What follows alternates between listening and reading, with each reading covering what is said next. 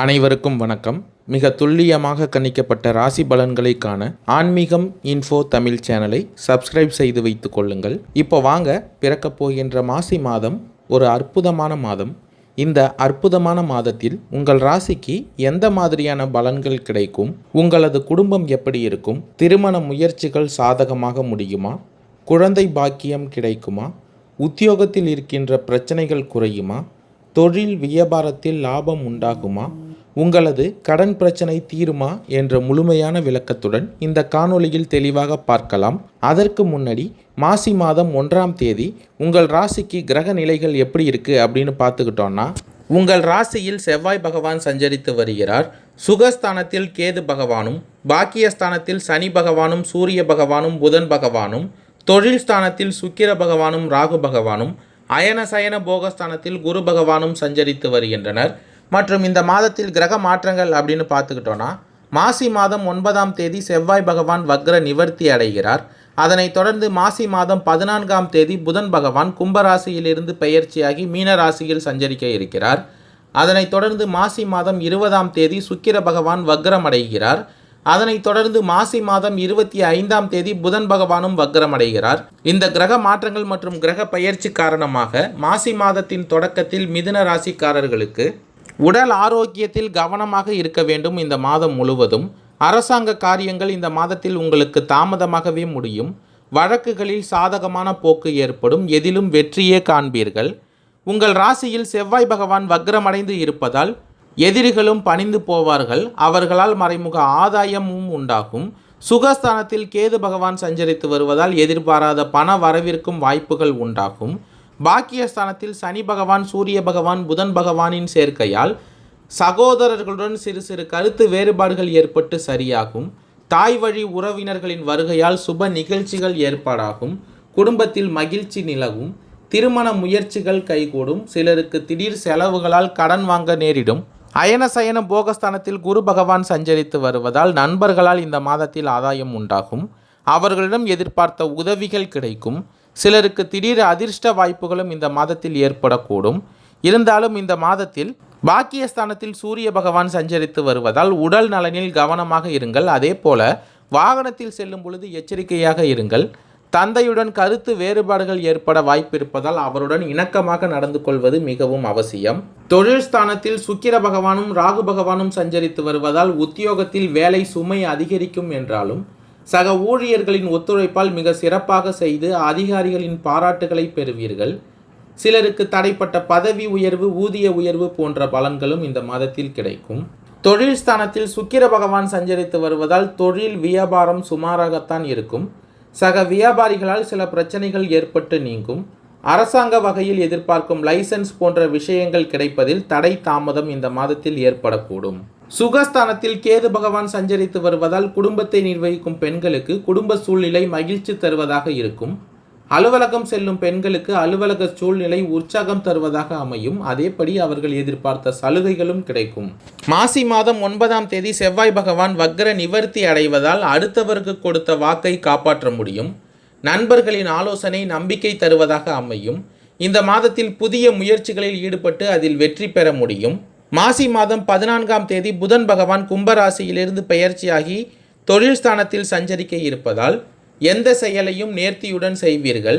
உங்களை சுற்றி இருப்பவர்கள் எப்பொழுதும் உங்களை பாராட்டி பேசுவார்கள். புதிய வீடு வாங்கும் எண்ணம் உங்களுக்கு அதிகரிக்கும். கணவன் மனைவிக்கு இடையே இருந்த பிரச்சனைகள் நீங்கும். குடும்ப பிரச்சனைகள் மன அமைதியை பாதிக்கும். மாசி மாதம் 20ஆம் தேதி சுக்கிர பகவான் வக்ரமடைய இருப்பதால் நெருங்கிய உறவினர்களுக்குள் ஒற்றுமை குறையும். மருத்துவ செலவுகளை இந்த மாதத்தில் தவிர்க்க முடியாது. தூரத்து பயணங்களின் பொழுது கூடுதல் கவனத்துடன் இருப்பது நல்லது. மிதமான அளவில் பண வரவு இந்த மாதத்தில் உங்களுக்கு கிடைக்கும். மாசி மாதம் 25ஆம் தேதி புதன் பகவானும் வக்கரமடைய இருப்பதால் அடிக்கடி பயணங்களும் அலைச்சல்களும் உண்டாகும். குடும்பத்தில் புதிய நபர்களின் வருகை இருக்கும். பொன்பொருள் சேர்க்கை உண்டாகும். சொந்த பந்தங்களால் அனுகூலமான பலன்கள் இந்த மாதத்தில் கிடைக்கும். குடும்பத்தில் சிறு சிறு பிரச்சனைகள் தோன்றி மறையும். மனதில் பழைய நினைவுகள் தொந்தரவு தருவதாக அமையும். சொந்த நலனில் அதிக அக்கறை கொள்வீர்கள். உத்தியோகத்தில் பல சலுகைகள் கிடைக்கும். தொழில் வியாபாரத்தில் இருந்த போட்டிகள் படிப்படியாக குறையும். மிருகசீரிடம் 3, 4ஆம் பாத நட்சத்திரக்காரர்களுக்கு பிறக்கப் போகின்ற மாசி மாதம் நன்மையான மாதமாக அமையப் போகிறது.